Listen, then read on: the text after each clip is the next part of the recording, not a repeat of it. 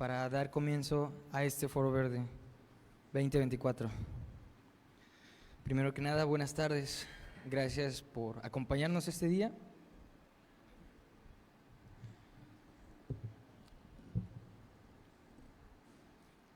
Y vamos a darle continuidad al ciclo de conferencias que hemos venido haciendo desde el día de ayer. Hoy tenemos techos de edificios con materiales que presentan cambios de fase, a cargo del doctor Iván Alejandro Hernández Pérez. Y la segunda ponencia es Arquitectura y Construcción Sostenible, presentada por el arquitecto Jorge Carlos Rico Asensio.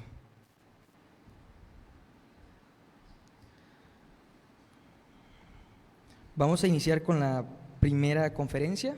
Les repito el nombre: Techos de edificios con materiales que presentan cambios de fase. Presentada por el ingeniero Iván Hernández. Les voy a compartir una pequeña semblanza de su trayectoria. Obtuvo el título de ingeniero mecánico en 2010 por la Universidad de Guanajuato, el grado de maestro en ciencias en 2011 por la Universidad Rovira Virgili, ubicada en Tarragona, España, el grado de doctor en ciencias en ingeniería mecánica en 2016 por el Centro Nacional de Investigación y Desarrollo Tecnológico, CENIDET. El doctor Iván Hernández ha sido galardonado en diversas ocasiones por su desempeño como estudiante e investigador. En el 2006, la Universidad de Guanajuato le otorgó la medalla al mérito académico por haber obtenido el primer lugar de aprovechamiento académico de la licenciatura en Ingeniería Mecánica. En el 2010, obtuvo unas de las becas otorgadas por la Universidad Rovira y Virgili para estudiantes internacionales, y en 2016 fue el primer graduado de doctorado del área de sistemas térmicos del CENIDET en recibir la mención honorífica en su examen de grado. En 2013 representó a México en el taller de políticas de eficiencia energética en envolventes de edificaciones, evento organizado por la ASEAN Pacific Economic Cooperation en Bangkok, Tailandia. Recientemente obtuvo el reconocimiento al mérito científico 2020 en la categoría de investigador joven, otorgado por la Universidad Juárez Autónoma de Tabasco. Desde 2016 es profesor e investigador del programa educativo de Ingeniería Mecánica Eléctrica de la UJAT. Su área de investigación es el estudio de componentes activos y pasivos de edificaciones, así como el comportamiento térmico y calidad del aire en habitaciones para el ahorro y uso eficiente de energía. Tiene 49 artículos publicados en revistas y 4 capítulos de libro en editoriales como Elsevier y Springer. Actualmente es miembro del Sistema Nacional de Investigadores CONACYT, con el nivel 1. Con ustedes le cedo la palabra al doctor Iván.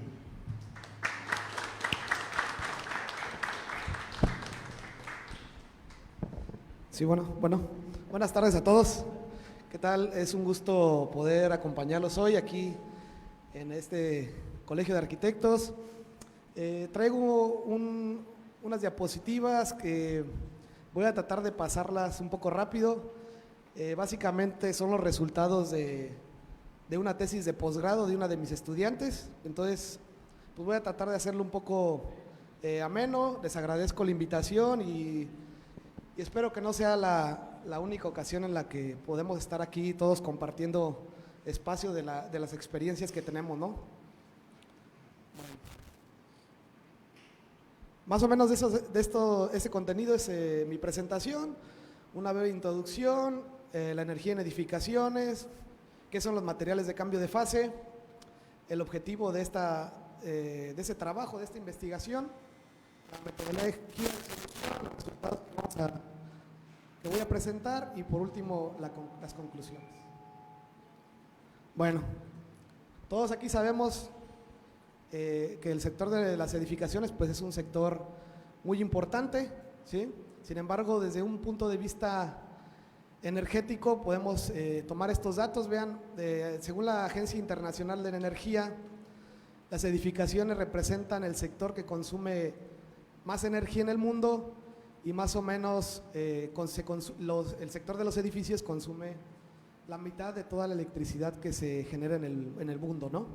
Y como resultado de ese consumo, también son responsables de emitir más o menos 1/3 de todas las emisiones de CO2 en el planeta, ¿no? Entonces, es importante este tema, que nosotros tratemos de ahorrar energía, preservar pues nuestro planeta, ¿verdad? Sabemos las causas o las consecuencias que hay o lo que está causando las emisiones en el planeta, ¿verdad? Cada vez tenemos climas más extremos, lluvias en temporadas que no debería llover, etcétera, etcétera, ¿no? Nosotros como seres humanos pues realmente estamos afectando de manera negativa a nuestro planeta y pues tenemos que tomar acción para tratar de preservar nuestros ecosistemas y que nuestro planeta siga funcionando como debería de funcionar, ¿no? Bueno, sabemos que en una sociedad tecnológicamente moderna, todas las personas más o menos pasamos el 90% de nuestro tiempo dentro de un edificio, ¿sale? Obviamente también la población cada vez se va incrementando, ¿sí? Cada día nacen muchos seres humanos y por lo tanto, pues con el tiempo la demanda del sector de los edificios pues también se va a incrementar, ¿no? Conforme van incrementándose la población, pues más edificios o más edificaciones se van a requerir y por lo tanto, pues ese sector también va a requerir de más energía, ¿verdad? Bueno, como antecedentes, y nosotros aquí en Tabasco estamos conscientes de ello, ¿verdad? Para nosotros alcanzar las condiciones de confort dentro de los edificios, pues básicamente nos hemos hecho dependientes de los equipos de aire acondicionado, ¿verdad? Nuestro estado es un estado con un clima cálido húmedo, donde las condiciones de confort difícilmente se pueden alcanzar si no utilizamos estos equipos, ¿verdad? Entonces, esto tiene un impacto importante en el consumo de energía de las edificaciones o de las casas en Tabasco, ¿verdad?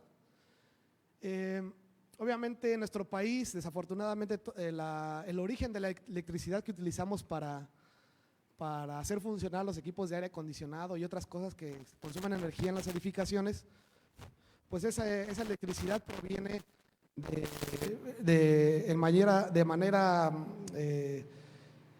principalmente de la quema de combustibles fósiles, ¿no? Y esto obviamente pues ocasiona generación de gases de efecto invernadero, ¿verdad? Entonces, algo importante que tenemos que considerar y que seguramente muchos de ustedes hacen, ¿verdad? Es considerar en el diseño de las edificaciones, debemos considerar, ¿verdad?, la influencia del clima, ¿sí? No es lo mismo alguien que va a diseñar una casa para Villahermosa, que es un clima cálido húmedo, que alguien que va a diseñar una casa para, por ejemplo, Toluca, ¿no?, que es un lugar con un clima relativamente templado fresco, ¿no? Entonces tenemos que tomar en cuenta el clima de cada lugar donde se va a construir ese edificio y principalmente pues tenemos que, en lugares con clima cálido, tenemos que tomar en cuenta el efecto de la energía solar. Básicamente, además de las altas temperaturas que tiene el medio ambiente aquí en Tabasco, nosotros básicamente lo que hacemos con los equipos de aire acondicionado es remover el calor que han ganado los edificios debido a la energía solar, ¿sale? Esa energía solar la reciben los edificios, se convierte en calor y ese calor se transfiere al interior de los edificios y lo que hacemos con los equipos de aire acondicionados pues es remover el calor y expulsarlo hacia el medio ambiente. Entonces, la energía solar es una un factor que tenemos que tomar siempre en cuenta a la hora que diseñamos un edificio, ¿verdad? Un panorama muy general de las edificaciones en México. ¿Qué pasa en México, verdad? Las edificaciones representan también un alto consumo, al igual que en todo el mundo. Y algo que tenemos que tomar en cuenta también es que si nosotros hacemos un mal diseño de una edificación, pues eso va a tener un efecto negativo durante un periodo de tiempo muy grande, ¿no? En México, pues por su posición geográfica, básicamente predomina el clima cálido. Hay regiones en la zona norte donde temporalmente tenemos bajas temperaturas, pero más o menos en México tenemos 2/3 partes de nuestro país presenta lugares con clima cálido. ¿Sale? Y bueno, pues aquí está, ¿no? Generalmente tenemos un clima es caliente y húmedo a lo largo de las costas y del Pacífico y el Atlántico, y cálido pero seco en el resto del territorio. ¿Sale? ¿Qué pasa? Los datos de porcentaje del consumo de energía del sector residencial y comercial, más o menos se consume alrededor del 17-18% el sector de los edificios, ¿no? Es relativamente alto, y en esta gráfica se muestra básicamente que las tiendas de autoservicio son los edificios que consumen más energía comparado con las escuelas, hospitales y otros tipos de edificios que son no residenciales, ¿verdad? Bueno, y aquí tenemos una gráfica bastante importante, ¿verdad? Donde se está comparando el consumo de energía de una edificación o de una casa ubicada en un lugar con clima templado y un lugar con clima cálido, ¿verdad? En un clima templado, comentaba aquí al compañero que soy originario de Guanajuato, en un clima templado bimestral, la gente se asusta cuando el recibo de la CFE les llega de 400, 500 pesos, ¿no? En el centro del país, mis papás, cuando les llega el recibo de CFE bimestral de 500 pesos, están asustados porque creen que es un dineral de electricidad, ¿no? Nosotros sabemos cuánto a veces puede llegar a costarnos el recibo de CFE aquí en Tabasco, ¿verdad? Entonces, vean, en un lugar con clima templado, pues básicamente el que consume más electricidad, pues está entre iluminación, refrigerador, el entretenimiento y otros, ¿no? Está más o menos distribuido equitativamente, mientras en un lugar con clima cálido, vean que más del 50% lo consume el equipo de aire acondicionado, ¿verdad? Entonces, prácticamente lo que estamos pagando, el recibo de electricidad que estamos pagando aquí en Tabasco, en gran medida se debe al consumo de electricidad debido a los aires acondicionados, ¿verdad? Bueno, ¿qué acciones podemos tomar para tratar de reducir ese 56%? Podemos utilizar diferentes tecnologías, medidas para tratar de reducir ese 55 o más por ciento del consumo del aire acondicionado, ¿no? Existen diferentes tecnologías que se pueden implementar en los edificios que ya están construidos o empezar desde cero. Un diseño bien hecho de un edificio pues puede tener beneficios, como les decía, a largo plazo, ¿no? Existen diferentes tecnologías. Ya vieron ayer, el colega Carlos les mostró qué son las chimeneas solares. Podemos utilizar sistemas de sombreado, podemos utilizar aislamiento térmico, podemos utilizar recubrimientos reflectivos, techos verdes y los materiales de cambio de fase, que es de lo que trata esa presentación, ¿no? En otra ocasión yo puedo mostrarles, tengo resultados de esta tecnología de recubrimientos, de techos verdes, que tal vez sería interesante que también se los presentara en otra ocasión, pero bueno, hoy voy a presentar básicamente la tecnología de los materiales de cambio de fase. ¿Sale? Bueno, otra de las acciones que podemos tomar, además de usar tecnologías y de la cual muchas veces no tenemos nosotros influencia, es en las normas, ¿sí? Aquí esta diapositiva la copié de una presentación de la Agencia Internacional de la Energía, donde nos presentan básicamente hacia dónde, qué tenemos que hacer para transformar los edificios que son relativamente ineficientes y convencionales. ¿Qué tenemos que hacer para convertir esos edificios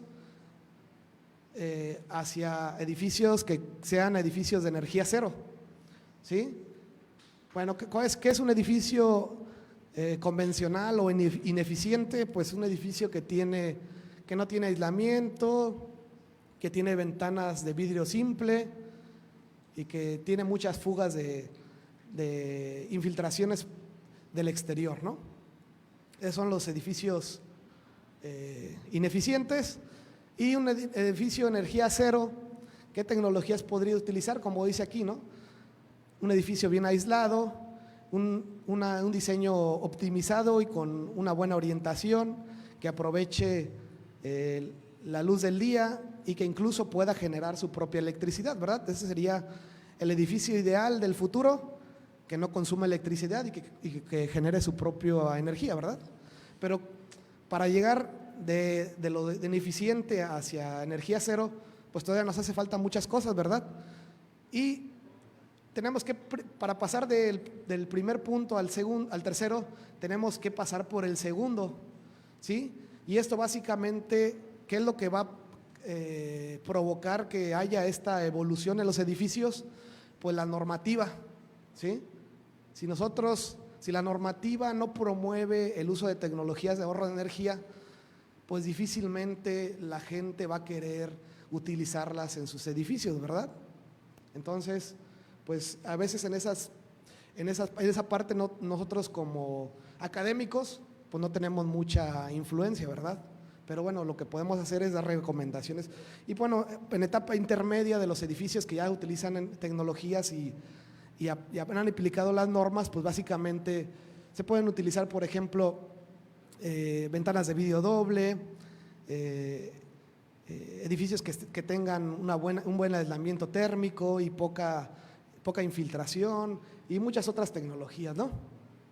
Entonces, como dice aquí, ¿no? El mundo tiene que cambiar de edificios antiguos a edificios modernos y después de edificios bajo consumo de energía hasta edificios de energía cero, ¿sale? Ese sería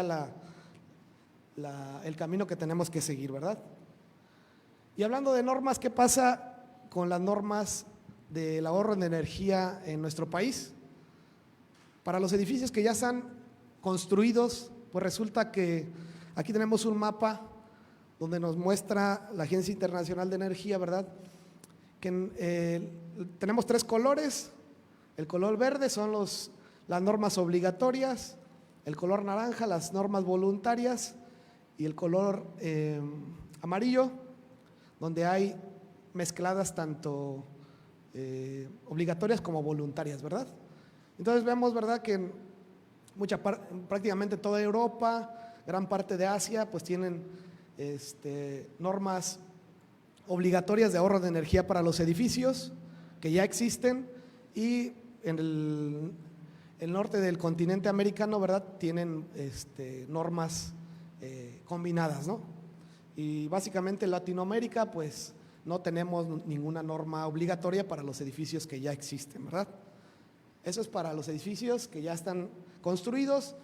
Para los edificios nuevos, aquí está la misma etiqueta para los colores de las normas, obligatorias en verde, voluntarias en naranja y combinadas en amarillo, ¿no?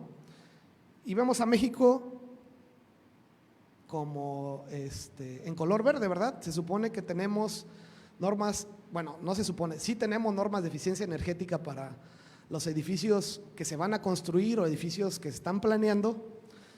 Y aquí ya lo voy a dejar un poquito al aire, que en realidad son obligatorias, pero en realidad no se utilizan, ¿no? O se utilizan muy poco, ¿sale? Y pues bueno, una diapositiva con el resumen de las normas que hay en nuestro país, que promueven la eficiencia energética en los edificios, algunas que tienen que ver con el alumbrado, otras 2 que tienen que ver con la envolvente de los edificios, una para no residenciales, otra para uso habitacional, otra que promueve el uso de aislamiento térmico, para sistemas de aislamiento, para los vidrios. Y todas las que están en rojo son las normas obligatorias, y esta que está en color azul es una norma relativamente reciente, en comillas, que trata sobre los revestimientos para techos, y esta es una norma voluntaria, ¿sí? Pues bueno, esa es la normativa que hay en nuestro país. Desafortunadamente, pues les digo, no son obligatorias, pero a veces no se utilizan, y por diferentes razones, ¿no? Aquí sería toda una charla completa de decir las razones por qué no se utilizan, por qué sí, qué tendríamos que hacer, pues sería tema de otra discusión, ¿verdad? Bueno, ahora que ya pasaré un panorama general de nuestro país, pues vamos a pasar un poquito a los materiales de cambio de fase, ¿no? Espero no tardarme más del tiempo. Voy a pasarlas un poco rápido, ¿no? Bueno, miren, los materiales de construcción, voy a diferenciar aquí, voy a tardarme un poquito en esta diapositiva. Todos los materiales de construcción convencionales, pues ustedes saben, todos aquí son arquitectos, ¿verdad? Entonces, todos tienen conocimientos de los materiales de construcción que se utilizan para las edificaciones, ¿no? Estamos hablando de materiales convencionales desde un punto de vista energético, ¿ok? Entonces, un material convencional desde el punto de vista energético, ¿qué es? Pues básicamente, ¿qué pasa desde un punto de vista, analizando un material convencional desde un enfoque energético de transferencia de calor? ¿Qué es lo que ocurre, no? Pues en el día, ya les había mencionado, ¿verdad?, que la energía solar es la fuente principal de las ganancias de energía en los edificios, ¿sí? Entonces, ¿qué pasa? En el día está irradiando, llega la irradiación solar a los diferentes materiales, a las superficies, tanto el techo como paredes, ¿sí?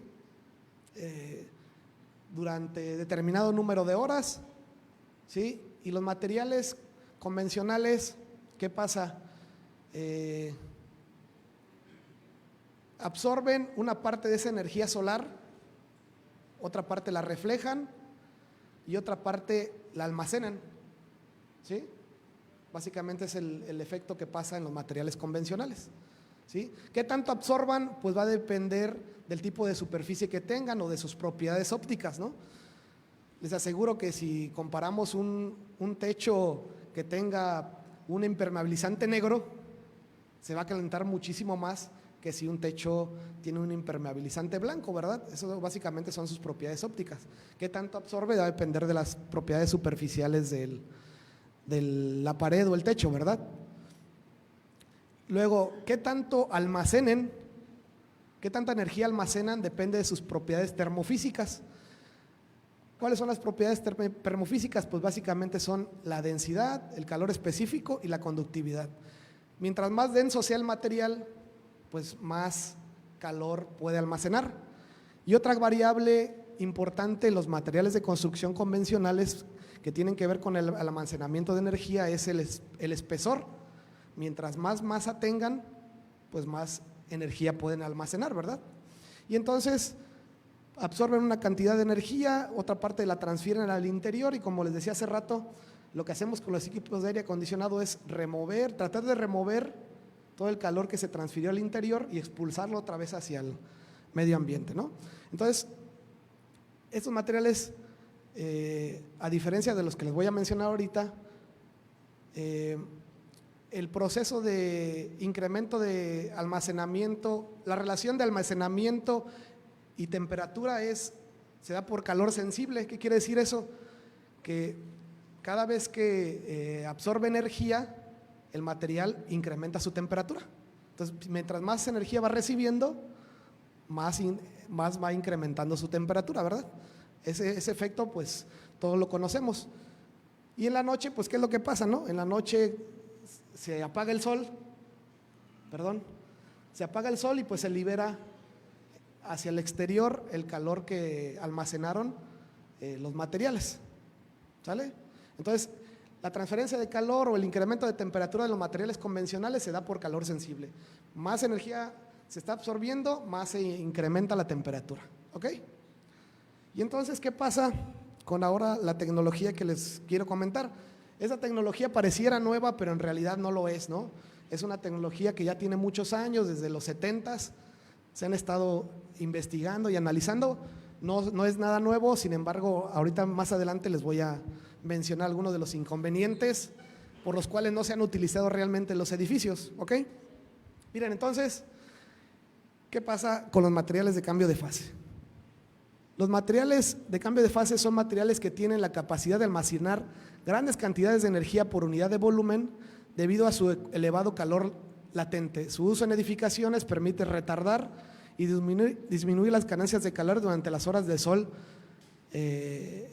Durante las horas de sol utiliza el aporte de energía de los alrededores para su transición fase sólida a líquida, y durante las horas de noche el PCM libera el calor almacenado y regresa a su estado inicial. Bueno, lo que les comentaba de el almacenamiento de calor y temperatura de un material convencional, mientras más calor está almacenando, más su temperatura se está incrementando, ¿sale? Y entonces aquí está la ventaja de los materiales de cambio de fase. Y básicamente en edificios se utiliza, ahorita les voy a mencionar los diferentes tipos de materiales de cambio de fase, pero lo que se utiliza es la transición de un cambio de un material sólido a un material líquido. Entonces, cuando se fusiona ese material, aprovechamos para almacenar energía, y eso se puede ver aquí. Miren, cuando es sólido, el material está almacenando calor e incrementando su temperatura como un material convencional en esta zona, ¿no? Pero cuando alcanza su punto de fusión, aquí ocurre la ventaja más importante de los materiales de cambio de fase. Sigue almacenando calor, pero su temperatura se mantiene relativamente constante. Este es un material de cambio de fase ideal, donde no cambia la temperatura del cambio de fase. La mayoría de los materiales cambia algunos grados la temperatura, es decir, sigue almacenando energía y su temperatura se incrementa solamente un par de grados, ¿sí? Y entonces eso nos favorece, porque con un volumen muy pequeño nosotros podemos almacenar una cantidad importante de energía. Y entonces, una vez que se convierte de estado sólido a estado líquido ese material, pues otra vez vuelve a funcionar como un material convencional, ¿sale? Entonces esa es la ventaja de los materiales de cambio de fase, ¿no? Que pueden almacenar una gran cantidad de energía en forma de calor sin incrementar su temperatura, ¿sale? Bueno, y aquí está un material de cambio de fase que sí tiene un incremento de temperatura, pero es relativamente pequeño, ¿no? Bueno, aquí está la lista de las características ideales para un material de cambio de fase, ¿no? No existe el material perfecto, igual que como para construcción no existe el material perfecto desde el punto de vista de propiedades mecánicas, pues tampoco existe el material perfecto desde el punto de vista energético, considerando los materiales de cambio de fase, ¿no? Esta es una lista de características que se desea que deberían de tener todos los materiales de cambio de fase, pero algunas veces pues no todos los materiales pueden cumplir con esta lista de características, ¿verdad? Que tenga un calor latente de fusión y un alto calor específico, que tenga una temperatura, rango de temperatura de cambio de fase constante, baja de presión de vapor. ¿A qué se refiere esto? Pues básicamente a que cuando se convierta en líquido, que no se evapore tan fácil y se pueda escapar de su contenedor, que tenga una estabilidad química, que tenga una baja inflamabilidad y que no emita sustancias venenosas durante un incendio, por ejemplo, o en el caso de ruptura del encapsulamiento, que tenga una tasa alta de solidificación sin degradación, bajo o nulo grado de enfriamiento, etcétera, etcétera, ¿no? Alta densidad y baja variación de densidad durante el cambio de fase. Esta es, digamos, que la lista de las características que debería tener un material de cambio de fase ideal, ¿no? Pero es difícil que todos los materiales cumplan con toda esta lista, ¿verdad? Bueno, con respecto a los diferentes tipos de materiales de cambio de fase, pues básicamente tenemos materiales orgánicos, ¿sí? Que son los más populares, como parafinas, más o menos como una cera, parafinas. no parafinas como ácidos grasos, ésteres, alcoholes, etcétera, etcétera, ¿no? Aquí se resumen algunas de sus características que tienen ventajas sobre los otros: materiales de cambio de fase inorgánicos, eutécticos. Pero bueno, los que yo les podría comentar aquí de esta diapositiva, básicamente los más populares, pues son este tipo de materiales de cambio de fase, de los parafinas, ¿no? Una parafina más o menos son materiales que muy parecidos a la cera que tenemos, que usamos para las velas, ¿no? Todos conocemos una vela, más o menos de ese tipo son los materiales de cambio de fase. Bueno, aquí lo voy a pasar un poquito rápido, que creo que estoy demorando mucho en esto. Tenemos aquí diferentes pros, diferentes contras. Miren, el material de cambio de fase básicamente se puede adherir a las edificaciones de dos maneras: macroencapsulación, que son contenedores que se adhieren a las paredes y a los techos, y la microencapsulación, que se adhiere como microesferas y se mezcla con los materiales convencionales como la arena, la grava. Todo eso se puede mezclar de esa manera también los materiales de cambio de fase, ¿no? Sin embargo, la segunda, la microencapsulación, pues tiene algunas desventajas, como por acá, por ejemplo, puede afectar las propiedades mecánicas de los materiales, ¿no? Si nosotros le agregamos a la mezcla convencional del concreto otro material, pues ya puede cambiar sus propiedades mecánicas, ¿no? ¿Perdón? Sí.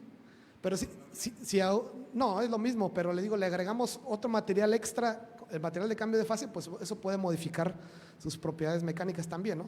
Entonces, lo más popular es la macroencapsulación, básicamente contenedores como estos que podemos ver aquí, ¿sí?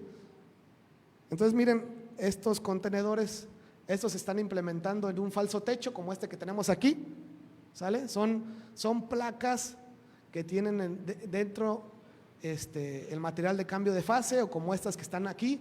Y esta quiero que le pongan una especial atención, que es precisamente la placa que nosotros estudiamos en los resultados que les voy a presentar así, ¿no? Más o menos tienen el tamaño de un cuaderno común y corriente de la escuela, ¿no? Y estas placas se pueden adherir a la pared y el techo, ¿sale? Sin embargo, ya me estoy adelantando los resultados, pues vamos a ver que una de las grandes desventajas de los materiales de cambio de fase, pues aún sigue siendo el precio. Y básicamente eso es la razón por la que no se utilizan todavía en los edificios. Ahorita vamos a ver cuánto valdría más o menos una placa de estas de material de cambio de fase, ¿verdad? Este es una material, obviamente está dentro de un contenedor, ¿no? Lo que vemos ahorita afuera, digamos que es el contenedor, y dentro está el material de cambio de fase. Sería como… Sí, un sándwich, porque el material más o menos es así como este que está aquí, mira. Y cuando está en estado líquido, pues es esto, les digo, parecen como tipo una cera, ¿sí? Y como estamos nosotros utilizando un material que se va a convertir de estado sólido a estado líquido, pues obviamente tiene que tener un contenedor como este que se ve aquí, ¿no? Porque si se convierte a estado líquido, pues, y no está en el contenedor, pues se va a fugar, ¿no? Así es. Bueno, pues más o menos así están los materiales orgánicos de cambio de fase. Y estas son, por ejemplo, microesferas que se pueden mezclar para hacer la mezcla con los materiales convencionales de construcción, ¿no? Bueno, ahora sí, empezando ya al tema que nos interesa. Se han hecho muchos estudios sobre el efecto que tienen estos edificios en los edificios, ¿no? Estos materiales en los edificios, perdón. Si uno le pone en las bases de datos de Google Académico, Scopus, donde ustedes busquen literatura científica, si ustedes le ponen materiales de cambio de fase para edificios, les van a salir un montón de estudios, cientos, si no es que miles de trabajos que se han hecho en el mundo, ¿no?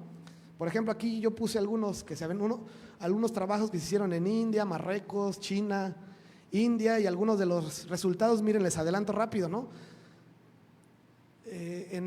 Para esos materiales de cambio de fase que se utilizaron para techos en India, se redujo la ganancia anual de calor entre 25 y 35%. Para los resultados de Casablanca, Marruecos, se redujo el flujo de calor el 88%. Para China se redujo la entrada de calor el 15%, y etcétera, ¿no? Sin embargo, pues vemos resultados favorables que en realidad sí benefician los materiales de cambio de fase, pero nosotros no serían aplicables para nuestro país. ¿Por qué razón? En primera, por los materiales que ellos utilizan para construir, pues son diferentes a los materiales que utilizamos aquí en México, ¿no? Vean la configuración de los techos que usan en esos países. Está un poco diferente a lo que tenemos aquí nosotros, ¿no? Pues bueno, ese estudio aquí está, mire, es una capa de ladrillo al exterior, concreto, el material de cambio de fase y luego una capa de yeso. Ese es un material, supongo un techo típico de la India.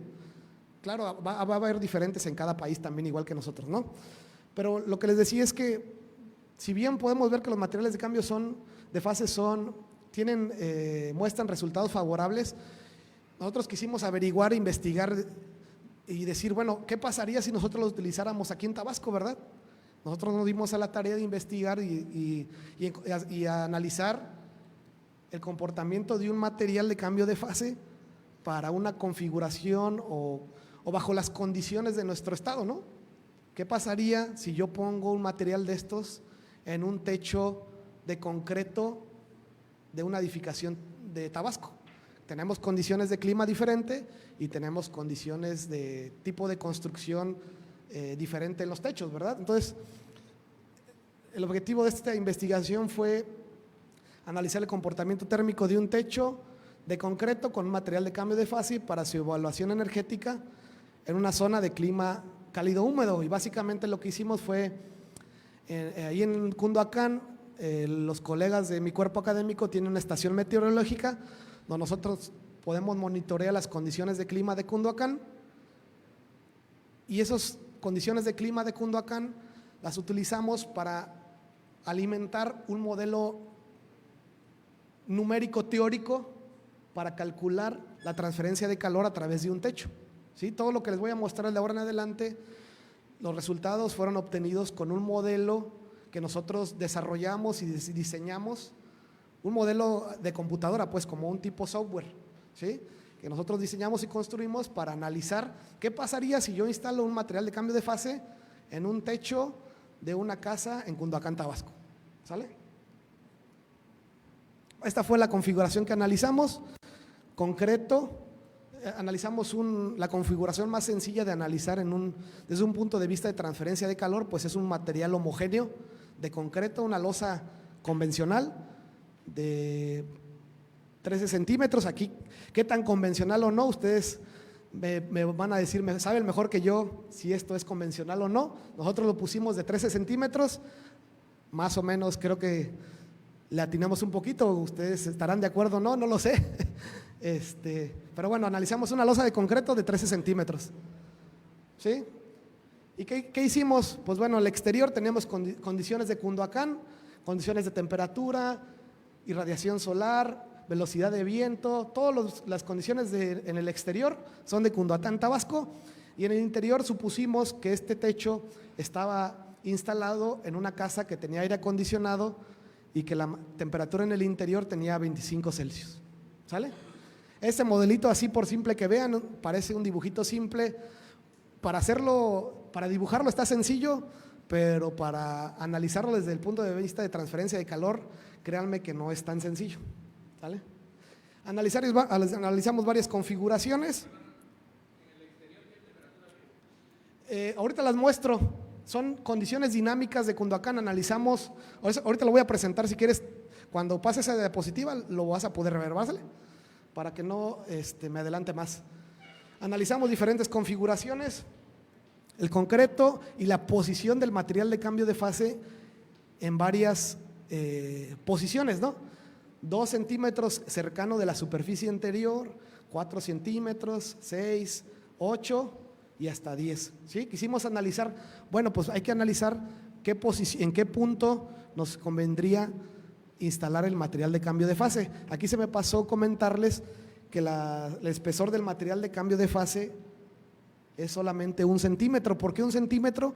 Porque nosotros utilizamos o analizamos un material de cambio de fase que está en el mercado, o sea, un material de cambio de fase que venden, pues, que ahorita lo vamos a ver.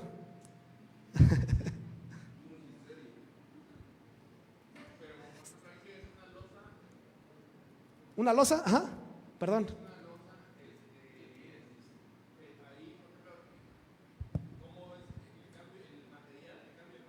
Ajá. Sí, una placa, ajá. Precisamente es una placa similar a esta que está aquí, mira. A esta. Una placa como esta, con 1 centímetro de espesor. ¿Sale? Y lo que nosotros analizamos fue 1 metro cuadrado de techo. Y entonces, pues estamos suponiendo, ¿verdad?, que para que esas placas son pequeñas, que aquí tenemos varias placas instaladas, ¿no?, sobre la superficie. Bueno, diferentes posiciones. Aquí están las propiedades termofísicas de los materiales. Aquí está el nombre de los materiales que me pregunta el arquitecto. El primer material, analizamos 2 materiales diferentes. El primero se llama RT35 y el segundo se llama RT44. La marca de los materiales de cambio de fase se llama Rubiterm. Lo podemos checar en el internet, Rubiterm, y esos son los 2 materiales que existen en el mercado, ¿no? RT35 y RT44. ¿Sale? Sí. Sí, es una compañía química que se dedica a crear estos materiales y que incluso pues no existe aquí en México, ¿no? Así es, esta tecnología me parece que es de un fabricante de Alemania. Entonces, pues bueno, aquí les pido su comprensión, ¿verdad? Nosotros como académicos estamos analizando tecnologías, entre comillas, recientes, que pues todavía falta a que lleguen a México o que incluso los podamos comprar. Y ahorita que les muestre el precio, pues se van a asustar también un poquito de cuánto vale, ¿no? Bueno, aquí están las propiedades, ¿no? Lo que más nos interesa es la temperatura del cambio de fase. El RT35 tiene una temperatura de cambio de fase entre 29 y 36 y el RT44 entre 41 y 44, ¿no? Aquí están las propiedades del concreto, ¿sí? Vean que usamos conductividad, densidad y calor específico. Bueno, esto aquí lo voy a pasar un poco rápido, no nos interesa tanto. Es el método que usamos para encontrar la solución del modelo numérico. Pero bueno, aquí la parte importante es que la verificación y la validación, ¿qué cosa es eso? Esto lo va a pasar también el modelo matemático, esto también no nos interesa tanto, esto también, disculpen. Estas son para las matemáticas que ahorita son bonitas para la escuela, que ahorita no nos interesan mucho, ¿no? La verificación, ¿qué es una verificación de un modelo numérico?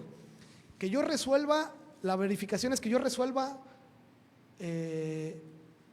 un problema que alguien más resolvió para yo comprobar que mi modelo está construido correctamente, ¿sí? Es decir, alguien en, no sé, Estados Unidos, China, donde sea, resolvió este problema y obtuvo estos resultados. Yo con mi modelo tengo que obtener los mismos resultados si mi modelo está resuelto de manera correcta, ¿no? Y entonces aquí se ve que se traslapan las gráficas una sobre otra, entonces esta parte está correcta y también lo validamos. ¿Qué quiere decir la validación? Que nosotros, a partir de resultados experimentales de una losa convencional, este es un experimento que está en Cuernavaca, a partir de los resultados experimentales de una losa, nosotros comparamos las temperaturas de una losa real contra las temperaturas que nuestro modelo puede calcular, y resulta que pues nuestro modelo es bastante bueno, ¿no? Tiene un errores promedio de entre 3 y el 1%, entonces el modelo que construimos es es bastante bueno. Y también quisimos probar la parte del material de cambio de fase, también comprobamos que es un modelo fiable. Y una vez que verificamos que nuestra herramienta es buena, pues ahora sí, lo que me preguntaba el compañero por acá, ¿qué temperaturas utilizamos? Pues aquí están, miren, analizamos 2 sesiones o dos semanas típicas de una semana de primavera, analizamos del 28 de mayo al 3 de junio y luego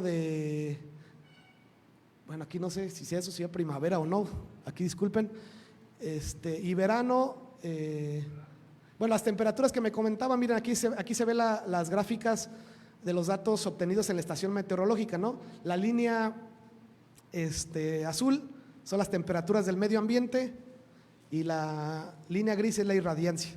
Sí, más o menos en la temporada de primavera, las temperaturas máximas oscilaban entre 37 y 42 y las temperaturas mínimas entre 22 y 26 grados, la irradiancia máxima entre 944 y 1167 watts por metro cuadrado, ¿no? Aquí se ve la curva de cómo cambia la temperatura a lo largo de una semana completa de primavera. ¿Sale? Bueno, aquí están los resultados. Primero presento los resultados para la losa convencional, es decir, para la losa, para comprobar qué tan buena es nuestra tecnología o el material de cambio de fase, pues tenemos que compararlo contra algo, ¿no? El punto de comparación pues es la losa convencional, ¿sí? Entonces una losa convencional de 13 centímetros completamente de concreto, ¿qué temperaturas alcanza? Vean, aquí está la línea en la gráfica de arriba, la línea roja es la temperatura de la superficie exterior y la línea azul es la temperatura de la superficie interior de la losa, ¿sale? Y la línea que está acá abajo es el flujo de calor que pasa hacia el interior del edificio, ¿sale? Entonces vamos a ver, miren, las temperaturas de la superficie interior sí nos interesan, pero lo que nos interesa más es las temperaturas de la superficie interior, o bueno, ambas nos interesan en realidad, miren. ¿Qué temperaturas alcanza en la superficie interior la losa? Para la temporada de primavera, 46, 48, 47, 42, 42, 44, 47. Y si le sumamos 46 más 14, pues son 46, 60, alrededor de 60 Celsius, más o menos alcanza la temperatura de la losa en el exterior, ¿no?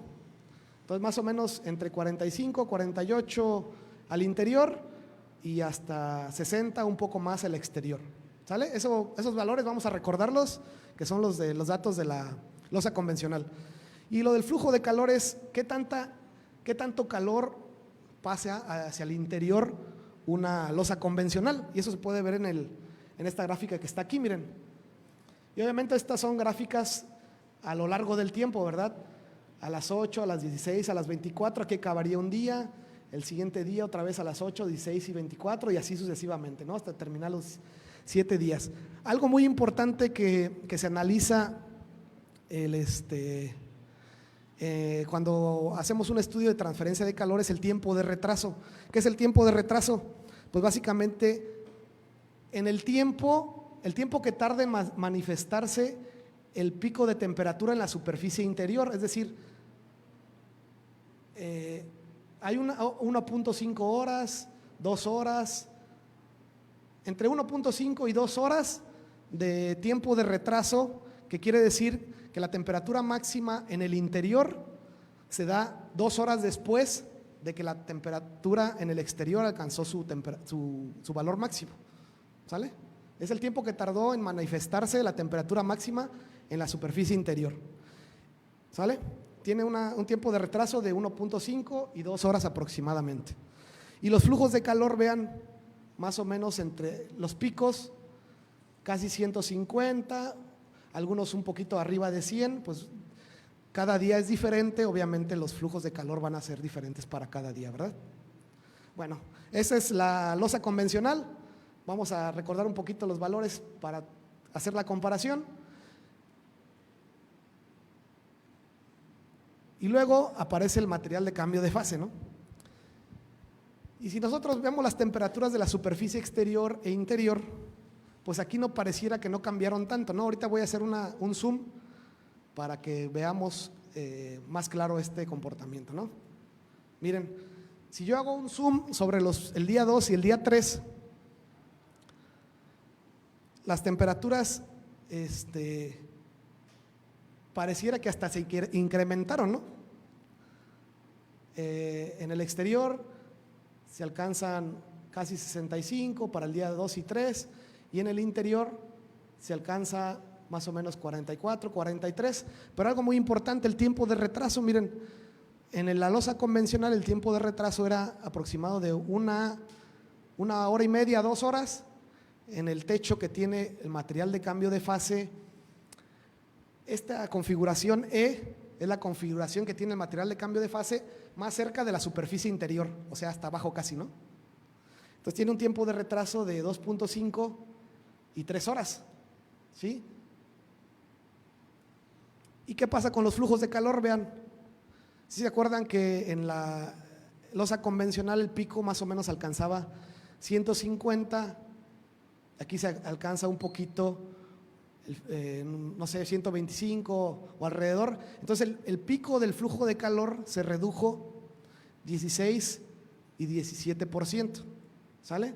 Y esos colores que ven aquí, verde, amarillo, azul, indican el comportamiento o en qué estado se encuentra el material de cambio de fase. Es decir, en la zona verde, en ese tiempo, el material se encuentra en estado sólido. Luego, en la zona amarilla, el material se empieza a fusionar, se empieza a convertir a estado líquido, ¿sí? Y entonces esta variable que se llama fracción líquida nos indica el porcentaje de líquido en el cual se ha convertido el material de cambio de fase. Por eso puede ir de 0 a 1. Entonces vean que va desde 0, cuando es sólido la fracción líquida es 0, y cuando es líquido la fracción líquida es 1. Y entonces se empieza a fundir el material de cambio de fase, y hasta que llega aquí, ahora en la zona azul, el material de cambio de fase se ha convertido en líquido, y entonces en la zona amarilla es una mezcla entre líquido y sólido, se está fundiendo el material de cambio de fase, y es aquí donde está, digamos, absorbiendo y almacenando el calor sin incrementar su temperatura, solamente el material de cambio de fase, ¿verdad? Lo demás de las losas, pues eso sí va a incrementar su temperatura como normalmente lo hace, ¿no? ¿Sale? Bueno, rápido, que me estoy tardando mucho. Analizamos los diferentes casos. Vean, el caso R es el caso de referencia, ¿sí? Las temperaturas máximas promedio para el caso de referencia fueron 45.3 de la superficie interior. Para el caso de referencia de la superficie exterior fue 60. Y vean las temperaturas de la superficie interior para los diferentes casos que se analizaron, ¿no? Les digo, el caso E es el caso en el que se encuentra más cercano el material de cambio de fase de la superficie interior. El caso D va cuando está a 4, a 6, a 8 y a 10 centímetros de la superficie interior, ¿no? La reducción promedio del flujo de calor, 19, 18, 18 y 18. Eso es para el caso de primavera, ¿no? Aquí estoy poniendo esto en rojo por una razón que ahorita les voy a presentar.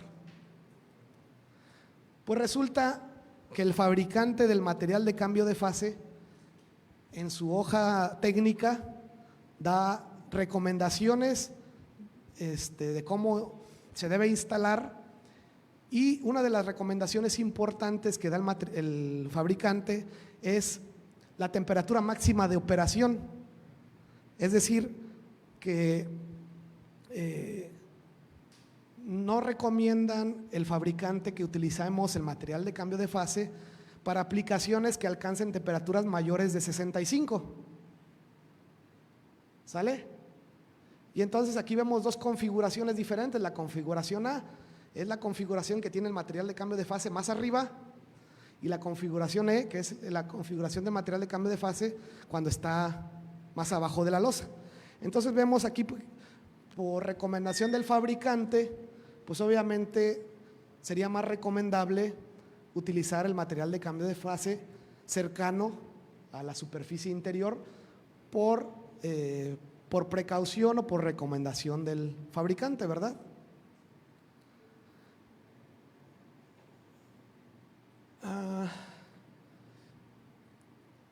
Aquí están los resultados del otro material de cambio de fase. El primero que presenté fue el RT35, este es el RT44. Vean, ya no voy a explicar todas las temperaturas ni nada, aquí lo que me gustaría explicar es la reducción de los picos del flujo de calor. Vean que este material de cambio de fase reduce más la temperatura, perdón, el flujo de calor 29%, 22%, 29%, ¿no? Desde un punto de vista de transferencia de calor, el RT44 reduce hasta 22, entre 22 y 29% el flujo de calor máximo que pasa a través del techo. Entonces, desde un punto de vista de transferencia de calor, el RT44 es mejor, pero ¿qué pasa con los ciclos de cambio de fase? Miren, si se dan cuenta, aquí no pinté de colores como en el caso anterior. ¿Por qué razón? Porque resulta, vean que la fracción líquida nunca alcanza 1. ¿Qué significa eso? Que nunca se logra convertir en líquido en ninguno de los días. Es decir, vean aquí la fracción líquida se va incrementando y llega hasta 0.75 y otra vez se vuelve a solidificar. Se vuelve a solidificar, se fusiona, alcanza 0.8, 0.9 la fracción líquida y se vuelve a solidificar. Entonces, pues este material de cambio de fase, aunque funciona bien como para reducir el flujo de calor, no está realizando su tarea completa de realizar el cambio de fase. Y entonces esto resulta que es una característica negativa, porque el material, cuando no completa sus ciclos completos, eso va a afectar de manera negativa en el tiempo el funcionamiento del material de cambio de fase. Bueno, aquí ya resumo rápido los resultados del caso del RT44 para las mismas configuraciones: configuración cercana de la superficie interior y configuración alejada. El caso de referencia, la diferencia de temperaturas entre la losa convencional, más o menos 5 grados, le logra reducir la temperatura del material de cambio de fase y más o menos le reduce alrededor de 26% el flujo promedio de pico de calor. Y en este material de cambio de fase, pues aquí no hay ningún problema con las configuraciones. Vean que la temperatura máxima de operación que recomienda el fabricante pues son 70 Celsius y pues estamos bastante alejados, ¿no? 10 Celsius y hasta 21. Bueno, y esta diapositiva resume algo muy importante que en realidad todo lo que presenté, pues a la gente que es de ingeniería, arquitectura, pues a lo mejor sí nos interesa, ¿no? Pero aquí resume lo más importante y lo que todo el mundo quiere saber, ¿verdad? El dinero. ¿Cuánto me va a costar instalar un material de cambio de fase y en cuánto tiempo yo recuperaría esa inversión, ¿verdad? Eso es lo que nos interesa. Si queremos, disculpen que ya se me secó la garganta. Tiene poca. Entonces, aquí está resumida la diapositiva más importante, yo creo, de todo lo que les acabo de presentar, ¿no? ¿Qué pasa? Lo que vimos hasta ahorita era flujos de calor, pero nosotros esos flujos de calor, obviamente, lo que nosotros pagamos no es el calor, lo que pagamos es la electricidad, ¿verdad? Entonces, ¿qué pasaría? Miren, entonces, para los dos casos, aquí está resumido todo.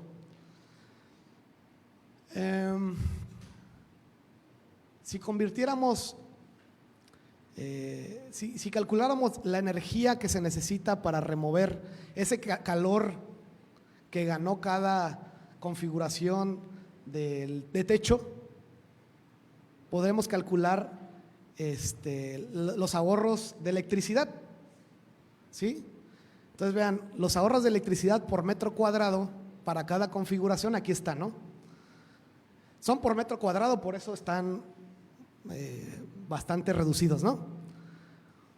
1 kilowatt hora por metro cuadrado para 1.449 para el caso A, hasta el caso E 1.441. Sería la reducción de la ganancia de calor.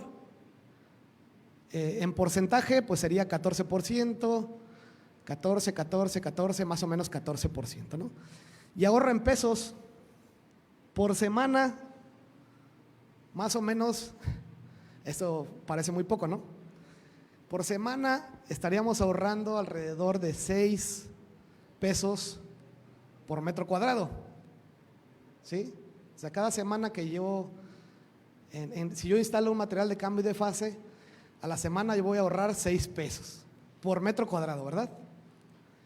Y también algo muy importante que luego resulta interesante de saber es qué tanta reducción de emisiones se hizo gracias a la reducción de electricidad que tuvo haber instalado un material de cambio de fase, ¿no? Pues aquí está, 0.76 kilogramos por metro cuadrado, ¿no? Y aquí están los ahorros, ¿no? Les digo, 6 pesos para 6 pesos más o menos para cualquier configuración de la material del techo con RT35 y algo muy similar para el techo con material RT44, ¿no? 6 pesos semanales. Esto era la tarifa de CFE de 2018, a lo mejor esto cambió un poquito, ¿no? Temperaturas máximas, aquí voy a adelantarme un poquito. Para la semana de verano, ya no lo voy a pasar, pero más o menos, vean, no cambia mucho el ahorro, 7 pesos por semana, más o menos en verano, un poquito más, pero tampoco es tan significativo, ¿no? Caray, aquí discúlpenme que según yo aparecían las de, bueno, está hasta la conclusión. Sí, perdón. Discúlpenme, el tiempo de retorno, ahorita vamos a ver cuánto sería el tiempo de retorno si alguien quisiera instalar el material de cambio de fase en su casa, ¿no? Bueno, aquí están ya las conclusiones, ya para concluir. ¿Cuáles son las conclusiones de este trabajo, no? La incorporación de una capa de PCM de 1 centímetro de espesor en un techo de concreto redujo 4 Celsius las temperaturas máximas de la superficie interna, cuando la temperatura de cambio de fase es 29 y 36, y 5 y 6 cuando la temperatura de cambio de fase es 41 y 44, ¿no? Bueno, eso de la fracción líquida me lo voy a saltar, no nos interesa tanto por ahora. Las ganancias de calor, ¿cuánto se redujeron? Entre 13.8 y 14.2 para el RT35 y entre 12.9 y 14 para el RT44. ¿Sale? Y si alguien me pidiera, oye, pues, ¿qué configuración crees que haya sido la mejor de todo lo que estudiaste? Estudiaste muchas configuraciones, diferentes materiales de cambio de fase. ¿Cuál sería la que tú recomendarías? Bueno, pues yo le recomendaría esta. El caso E de PCM con RT35 es la más favorable desde un punto de vista térmico y operativo. ¿Por qué? Porque reduce las ganancias de las cargas térmicas el 14%, tiene un ahorro de consumo de electricidad entre 6 y 7 pesos por metro cuadrado por semana. Aquí esto me van a decir, pues no es tan buena, ¿no? El periodo de recuperación por metro cuadrado es de 10 años. ¿Por qué razón es tan elevado el periodo de recuperación? Pues básicamente por el precio de los materiales de cambio de fase. Son una tecnología que se tendría que importar y todavía es muy costosa, ¿no? La reducción de emisiones estaría más o menos alrededor de 0.8 kilogramos por metro cuadrado por semana, y que la diferencia entre 16 y 18 Celsius, la temperatura máxima alcanzada de la configuración y la temperatura de operación máxima permisible, es decir, esta configuración está alejada estos grados comparada con la temperatura máxima permisible que recomienda el fabricante, ¿verdad? Y bueno, pues también porque completa sus ciclos de almacenamiento y liberación del calor, y se espera que pues obviamente un material de cambio de fase que complete esos ciclos tenga una durabilidad mayor, ¿verdad? Algunos de los trabajos donde se resume los resultados, estos son trabajos de nuestro equipo de investigación de ahí de la DAIA. Somos un cuerpo académico de 3 investigadores. Si a alguien gusta que les comparta estos artículos o capítulos del libro, pues con gusto me escribe a mi correo y se los puedo compartir, ¿no? Y bueno, de mi parte sería todo, y cualquier duda que tengan, pues estoy con gusto para ayudarlos. Muchas gracias.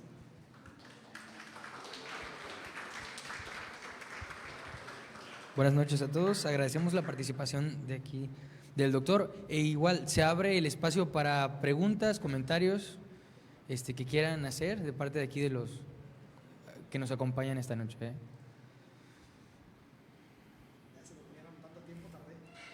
¿Alguna inquietud?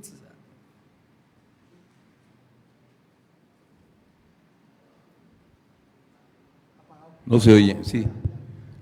Maestro, es interesante la investigación, es bastante interesante, porque hay esa corriente que está pues a nivel mundial, ¿no? Ya lo vimos con el mapa verde en Europa, que es obligatorio, aunque hay cuestionamientos en Europa mismo, ¿no? Porque no todas las ciudades, o sea, el mapa verde quiere decir no. todo, pero la verdad las ciudades no creo que todas tengan esa condición, ¿no? Así es. Porque son edificios históricos, Claro. y no sé qué les pondrán arriba o qué le harán, o a menos que llamen a Cristo y que le ponga un envolvente como en el Reichstag, y lo hizo de esa manera, más simbólico, ¿no? Entonces, ese mapita lo siento así muy maniqueado, de que todo verde y todo obligatorio.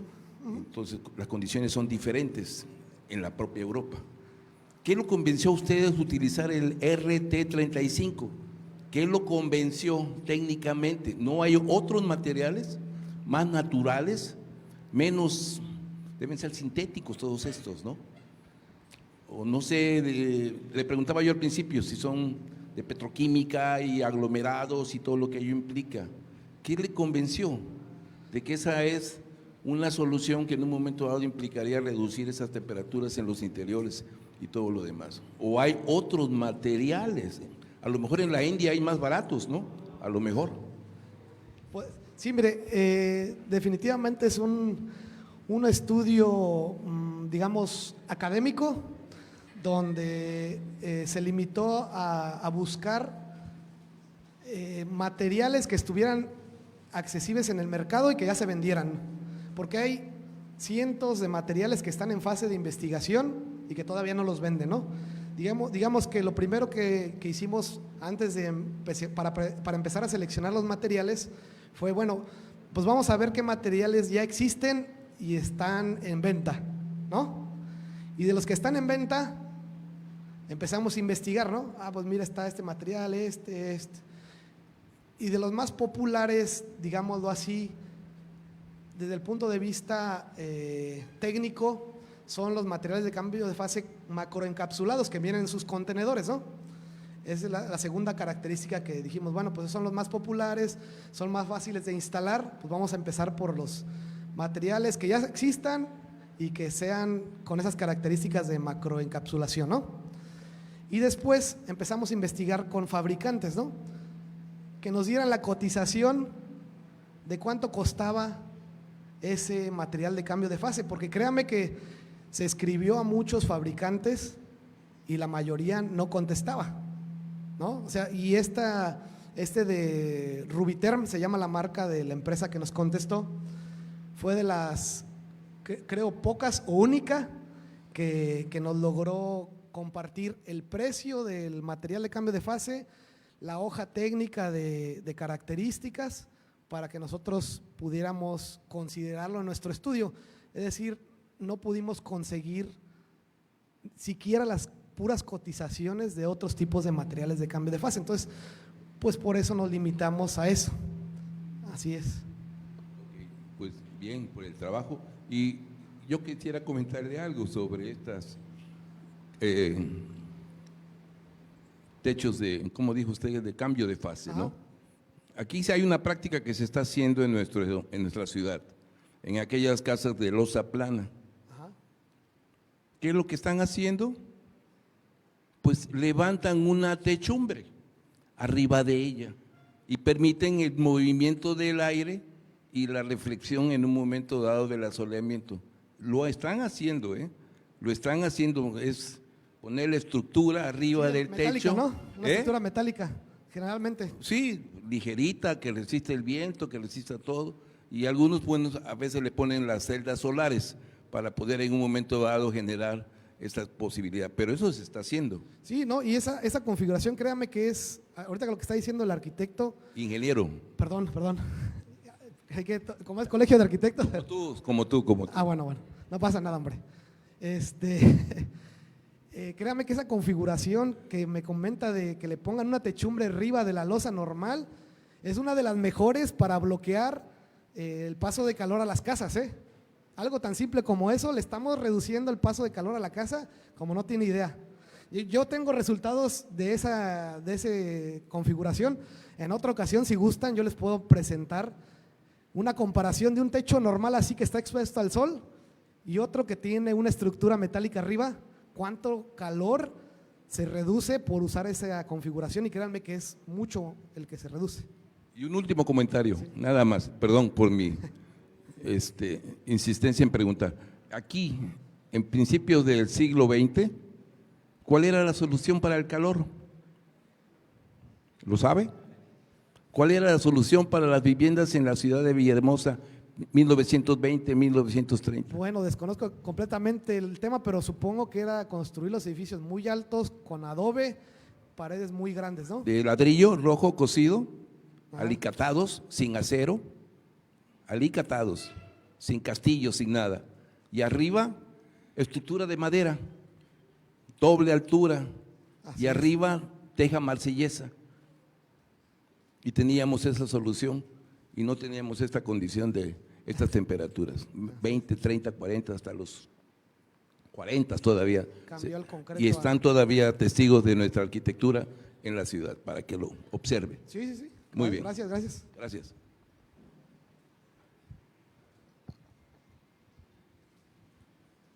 Hola, buenas noches. Buenas noches. Antes que nada, me disculpo porque no llegué al inicio de la conferencia, pero sí tengo una duda que posiblemente ya la expuso, sin embargo, si es posible, pudiera aclarar. Comprendo que esta tecnología es de alguna suerte de polímeros o materiales que son artificiales, y en la losa que usted expuso, que es una maciza de 13 centímetros, incluso muestra diferentes variables de la ubicación de esta ¿Sí? membrana. Pudiera ser más arriba o más abajo. Ajá. Y los resultados, ya sea positivos o no. Técnicamente, ¿cómo es el proceso de la construcción de esta losa? Si una losa de 13, esto es un líquido, se combina, es una placa que yo la elijo a 1 centímetro o a 10. Esa es una primera pregunta. Ajá. Si él expuso, me disculpo, no estuve desde el inicio. No pasa nada, Y la pasa nada. segunda tiene que ver con lo que usted mencionó, de buscar en términos de investigación alternativas, y que lamentablemente solo recibió algunas cuantas respuestas, lo cual no sé si a usted le parece, pero haría suponer de que hay alternativas mejores que la que nos presentó esta noche, o esta considera usted que está dentro de las vanguardistas más inteligentemente a utilizar en este tiempo. Sí, mira, en la primera, en realidad,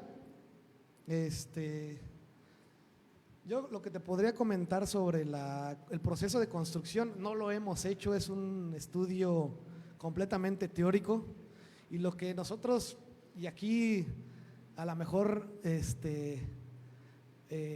los arquitectos obviamente saben más que yo de construcción, ¿verdad?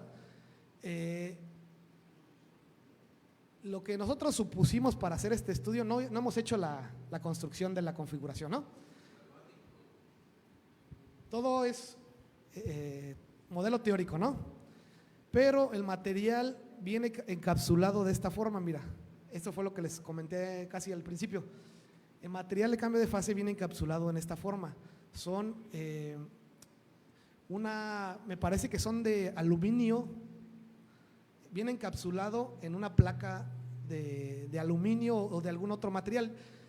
Desconozco, tendríamos que ir a la hoja técnica para ver exactamente el material del que está hecho el contenedor. Este es un contenedor, pues, y el material de cambio de fase está dentro de ese contenedor. ¿Sale? Entonces, nosotros ni siquiera consideramos en nuestro estudio teórico las propiedades del material del contenedor. ¿Por qué? Porque consideramos que aquí está el material de cambio de fase y que aquí no está contenido en nada, que es algo que no es cierto, ¿verdad? Completamente falso. Pero bueno, pues desde el punto de vista térmico se puede hacer, desde el punto de vista práctico de construcción, pues van a decir esto no es posible, ¿no? ¿Qué me estás mostrando acá, no? Entonces eso es una suposición grande, ¿no? No lo hemos hecho y seguramente alguien que lo vaya a querer hacer, pues va a tener alguna inquietud, duda de cómo se haría, ¿verdad? No lo sabemos. Con respecto a la otra, que me comentas de qué otras, que si esta es la mejor, pues no, yo creo que hay muchas. Mira, si no es desde el punto de vista económico, no nos conviene porque ya viste cuánto tiempo tendría que pasar para que tú recuperes tu inversión de material de cambio de fase. 10 años tendrías que esperar para tú recuperar lo que invertiste en estos materiales, ¿no? Todavía no es factible desde un punto de vista económico la instalación de estos materiales, ¿no? Pero bueno, se espera que con el futuro empiecen a disminuir los precios, etcétera, etcétera, ¿no? Una cosa que yo te puedo recomendar y que hemos estudiado mucho aquí en la UJAT y que es mucho más fácil que esta tecnología es la tecnología de los recubrimientos reflectivos. Algo bien simple como instalar un impermeabilizante color blanco en el techo de tu casa. Esto no te va a costar más de lo que ya te cuesta instalar un impermeabilizante rojo.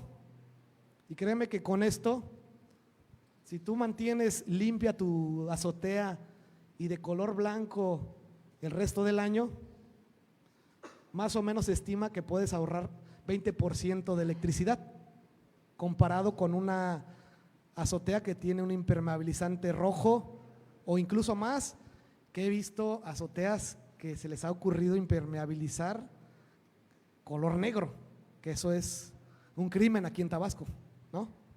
Yo te podría recomendar una fácil, económicamente factible y que sí te va a funcionar y que yo creo que es mucho mejor que todas estas, sería un impermeabilizante color blanco en el techo de tu casa.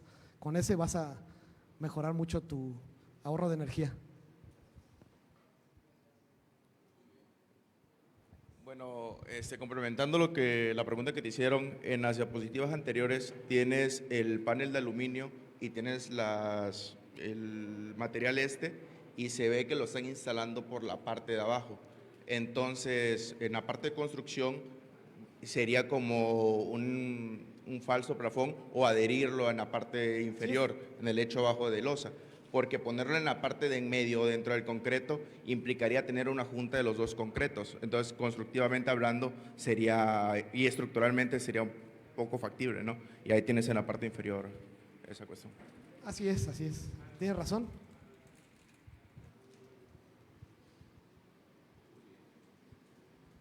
Bueno, creo que ya no hay ninguna otra duda, ¿no? Perfecto. Bueno, invito al arquitecto Wilibaldo Álvarez del Valle a que nos haga entrega del reconocimiento. Ingeniero, muchas gracias. Esta es tu casa. Estamos muy agradecidos por que vengas aquí y nos compartas el conocimiento que se construye en la academia, y en nombre del Colegio de Arquitectos Tabasqueños te entrego este reconocimiento por tu valiosa ponencia, y vamos a estar atentos de cuando quieras regresar. Muchísimas gracias.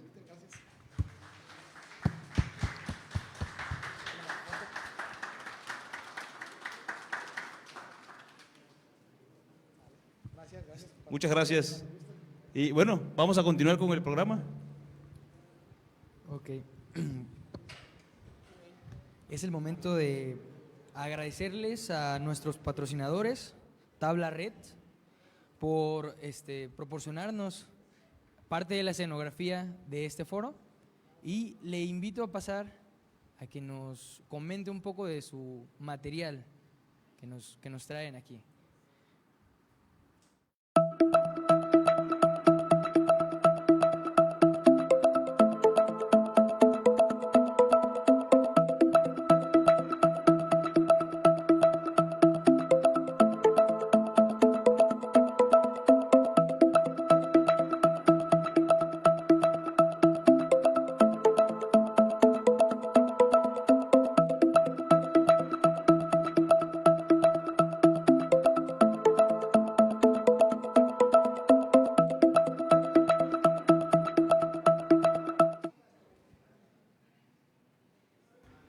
¿Qué tal? Buenas noches. Nuevamente gracias por la invitación. Es un gusto, un honor para nosotros poder formar parte de este foro y venimos para apoyarles a toda esta área que es muy importante, ¿no? La arquitectura, la construcción, los diseños. Y pues siéntanse seguros y en confianza que podríamos llegar a hacer un convenio para apoyarles a todos ustedes, a todos los miembros del colegio o el colegiado, para darles lo que sea asesoría, darles algún convenio especial en precios, ¿no? Y todo esto. En nuestras tiendas pueden encontrar todo lo que sea para la construcción, interiorismo, paisajismo, etcétera. Entonces, igual manejamos todo lo que es lambrín de PVC y melaminas para sus muebles y sus proyectos. Buenas noches, soy la arquitecta Evangelina y yo estoy en el puesto del área de proyectos de Tabla Red. En Tabla Red también hacemos la parte de despieces, se hace en un programa que se llama CutPro y también se le calcula al cliente cuántas hojas se va a llevar de material. ¿Por qué? Porque hay muchos proyectos que son de closet, cocinas, credenzas, todo lo que es como para interiorismo. Nosotros hacemos como tal la parte del corte y dimensionado, de tal manera que el cliente se lleve las piezas y le tocaría la parte de armar con un carpintero de confianza, que también nosotros vendemos las bisagras y correderas para que se les lleve un proyecto completo. Con confianza nos pueden preguntar de qué marcas manejamos y allá de este lado hay paquetes de melamina, porque hay muchos que dirán que es una melamina o a lo mejor andan un poco desorientados. Allá tenemos material para mostrarle los colores, qué formatos manejan para los que estén interesados. Muchas gracias.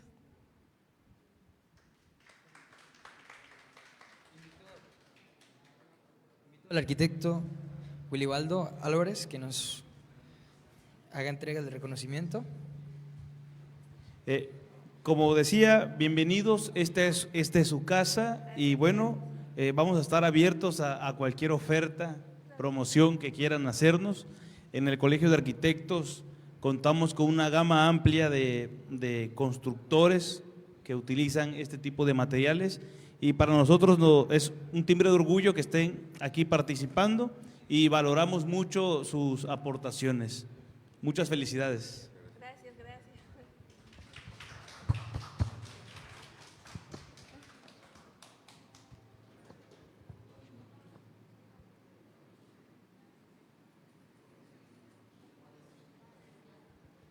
Continuamos con nuestro